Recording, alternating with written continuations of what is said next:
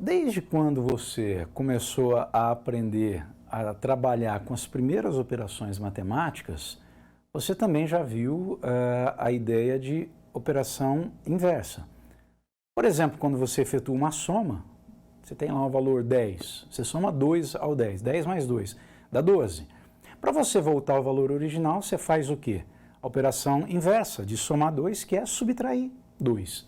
Então, a subtração é a operação inversa da adição, assim como a divisão é a operação inversa da multiplicação, a radiciação da potência ou da potenciação e assim por diante. Você já estuda derivadas. Por exemplo, com que finalidade? Determinar a taxa de variação instantânea de uma função que a gente chama de primitiva. Um exemplo típico é quando você tem a função posição de um determinado móvel, de uma partícula, uma S de t, posição S em relação ao tempo t. Você deriva essa função para ter uma outra função, que é a chamada derivada da função S, que é a velocidade. Porque a variação da posição em relação ao tempo é exatamente a velocidade, né? Essa taxa de variação da posição em relação ao tempo. Ok, então se você pode usar a derivada para, a partir da função posição, determinar a função velocidade, vai ter ou vão acontecer determinadas situações em que você tem a função velocidade e quer a função posição. Ou seja, você vai precisar do processo inverso da derivação. E o que a gente vai começar a estudar aqui nesse vídeo é exatamente essa operação, entre aspas, inversa da derivação, que nós chamamos de integração, tá ok? Agora, como integrar, aqui a gente vai apresentar algumas definições, então vamos aqui para o nosso primeiro slide, a definição de primitiva ou antiderivada de uma função. Tá? Então eu chamo de f de x, f maiúsculo, vou chamar aqui, a gente costuma, né, para simplificar, chamar f'ão de x, né, o f maiúsculo de x, ela é uma primitiva ou uma antiderivada da função f'inho de x, ou f minúsculo de x, num dado intervalo, tá? Se a derivada do f'ão for o f'inho. Tá? Quer dizer, eu derivei a função primitiva e cheguei à função f de x, tá? Então realmente eu posso dizer que essa é uma função primitiva ou uma antiderivada da função. É o processo inverso. Quando você deriva, né, o f'ão, você chega no f'inho. E o contrário, o processo inverso. Então o processo de determinação da primitiva ou da antiderivada é o que a gente chama de processo de integração. Então, um exemplo aqui, considere a primitiva, né? E a gente está afirmando que é uma primitiva. F'ão de x é x ao quadrado mais 3x, ela é uma primitiva de f'inho de x igual a 2x mais 3, por quê? Se eu derivá-la, olha lá, derivada de x ao quadrado, né? Aplicando as regras de derivação, é 2x. E a derivada de 3x é 3. Então, a derivada do f'ão de x é 2x mais 3, que é exatamente a função f'inho de x. Tá? Então, eu posso dizer que uma é primitiva da outra. Perfeito, aqui eu peguei a primitiva, derivei e cheguei na função f'inho de x. E se você tem o f'inho e quer obter a primitiva, como realizar esse tipo de cálculo? Tá? Isso a gente chama de integral indefinida, e eu já vou explicar o porquê do termo indefinido. O processo é de integração. Muitas das integrais nós obtemos simplesmente invertendo, ou mais ou menos invertendo, aquelas regras de derivação. Tá? Só aqui definindo, e aí a gente vai entrar em algumas dessas regras elementares, o processo de integração tende a ser um pouco mais complicado que o de derivação em muitas das situações. É mais fácil derivar, na maior parte das vezes, do que integrar. Tá? Algumas integrais são mais simples, algumas a gente usa recursos um pouquinho mais complexos, mas também elas saem de maneira tranquila, mas tem integrais realmente que fica difícil de se resolver. Tá? Mas não se preocupe que aí não vai ser necessário aqui para o nosso curso. Então, se a função f'ão de x é uma primitiva do f'inho, a expressão f'ão de x mais c é chamada de integral indefinida da f. Por que indefinida? Porque tem uma constante ali, esse c é uma constante, chamada constante de indeterminação. Porque quando você deriva a constante dá zero, seja ela qual for. Quando você vai fazer o processo inverso, olha, tem aqui, né, na verdade, eu tenho aqui a derivada, né, e eu sei que quando eu derivo, a derivada da constante é zero, eu tenho um zero aqui na minha função derivada. Quando eu vou fazer o inverso, qual era a constante cuja derivada deu zero? Não dá para saber, não tem como saber. Pode ser qualquer constante, pode ser 0, pode ser 1, 2, 3, menos 10, 1 milhão, não dá para saber.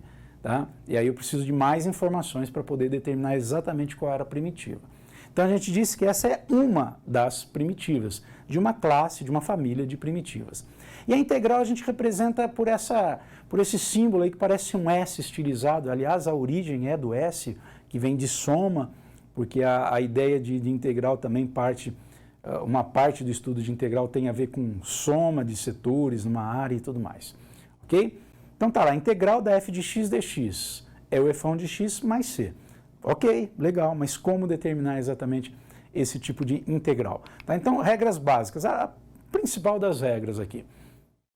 A integral de x elevado a n, lembra que quando deriva, você passa o expoente multiplicando e tira um do expoente. No processo inverso, o que vai acontecer? Você soma um ao expoente e ao invés desse novo, né, expoente passar multiplicando, ele vem dividindo, exatamente para anular, né, para fazer o caminho inverso. Então fica x elevado a n mais 1 sobre n mais 1, mais aquela constante de indeterminação. Essa regra vale para qualquer n, qualquer um, exceto o menos 1, tá? Porque senão nós teríamos zero no denominador. Quando for menos 1, aí entra na questão de logaritmo. Ok? Exemplo aqui de aplicação dessa regra.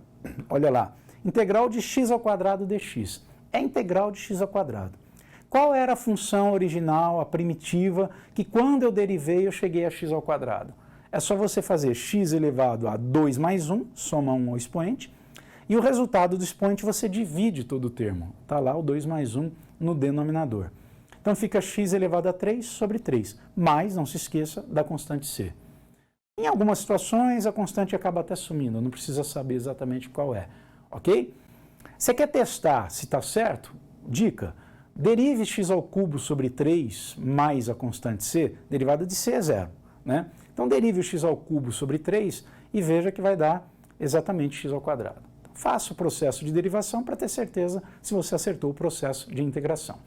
Olha lá, pode ser um expoente negativo também, x elevado a menos 2. É a mesma regra, só tome cuidado com a questão de sinal aí, né? Você vai ter menos 2 no expoente, fica menos 2 mais 1, o mais 1 da regra. Menos 2 mais 1 é menos 1.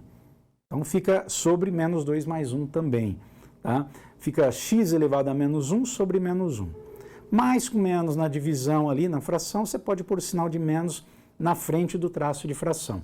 E lembre-se que uma propriedade de potência, x elevado a menos 1, você pode inverter, né? Trocar exatamente numerador por denominador. Ou seja, passar o x para baixo e deixar o expoente positivo.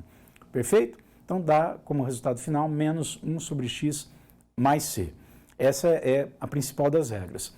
Uma outra regra aqui diz respeito a exatamente integral de uma constante multiplicada por um termo variável, por uma função, por uma f de x. Essa constante você pode tirar da integral. Tira e integra somente a função f de x. Exemplo, olha aqui, ó, 3x², integral de 3x² dx. O dx aí é para fechar a integral, né? Nós já integramos x ao quadrado, vimos que dá x ao cubo sobre 3, um exemplo anterior, tá? Aí o que fazer com esse 3 que multiplica? Tira da integral. Então, integral de 3x² dx é a mesma coisa que 3 vezes a integral de x² dx. Aí você integra o x ao quadrado dx, com a regra que acabamos de ver, que dá x ao cubo sobre 3, e aí multiplica por 3, que ficou ali de fora. Fica 3x ao cubo sobre 3, mais a constante c. Eu coloquei ali dentro dos parênteses uma constante c1, né? Porque depois você vai distribuir o 3, vai ficar 3 vezes a constante c1. 3 vezes uma constante continua sendo constante. Aí você substitui 3c1 simplesmente pela letra c, ou pela letra que você quiser que esteja indicando constante. Ok? Está lá o resultado final, x ao cubo mais c. Derive x ao cubo mais c e veja que o resultado vai ser 3x ao quadrado, exatamente o que se tinha ali dentro da integral. Ok? Mais um exemplo, olha lá, 5x a menos 2. Já integramos x a menos 2. Agora é 5x a menos 2. É só pegar aquele resultado e multiplicar por 5. Não vai mudar nada a não ser a multiplicação por 5. Pode fazer a sequência, e lá era menos 1 sobre x mais c, né, que vai ficar menos 5 sobre x, mais uma constante. Ok? E a última das regras elementares aqui diz respeito à soma e subtração, parecido inclusive com a de derivação que a gente viu. Quando você vai integrar uma soma, né, de funções, você pode separar. Eu falo soma, vale para subtração. Integre separadamente. Né? Tá aqui, ó, por exemplo, 4x ao cubo mais x ao quadrado menos 7. Derive tudo separado. Né? Olha lá, fica integral, integre, perdão. Integral de 4x ao cubo mais a integral de x ao quadrado menos, porque tem um menos na frente do 7, a integral do 7. Ok?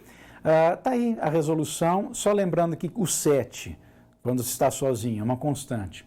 A sua integral vai ser 7x.